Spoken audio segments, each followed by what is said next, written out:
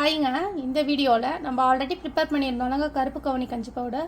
அதை வச்சு தாங்க நீ கஞ்சி காய்ச்ச போகிறேன். இதில் வந்து நான் ஆல்ரெடி மூணு டம்ளர் வந்து தண்ணி ஆட் பண்ணியிருக்கேங்க.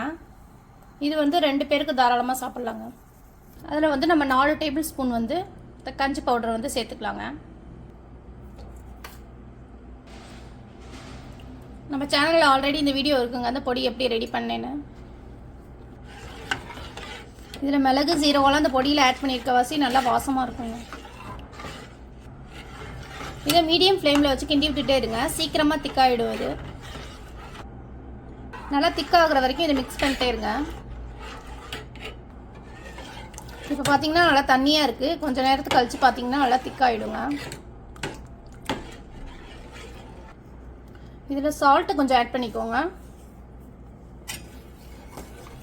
கொஞ்சம் திக்காக ஸ்டார்ட் ஆனோன்னா கொஞ்சம் சிம்மில் வச்சுக்கோங்க. சிம்மில் வச்சு கிண்டி விடுங்க. இது இப்போ நல்லாவே வெந்துருச்சுங்க, நல்லா திக்காயிடுச்சு, பார்த்தீங்கன்னாலே தெரியும். இப்போ நான் ஸ்டவ்வை ஆஃப் பண்ணிடுறேங்க. இதை நீங்கள் இப்படியும் சாப்பிட்லாம், இல்லை இதில் வந்து நான் ஆல்ரெடி மோர் நான் கரைச்சி வச்சுருக்கேங்க.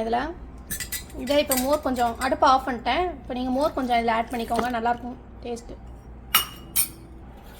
நல்லா மிக்ஸ் பண்ணிக்கோங்க. நம்ம சாப்பிடையில் இதில் ஆனியன் கொஞ்சம் கட் பண்ணி வச்சுருக்கேன் பொடியாக, அதையும் ஆட் பண்ணி சாப்பிட்டோம்னா நல்லாயிருக்குங்க.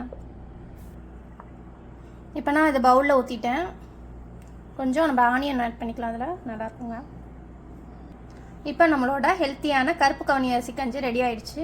நம்ம நெக்ஸ்ட் வீடியோவில் பார்க்கலாங்க. பாய்.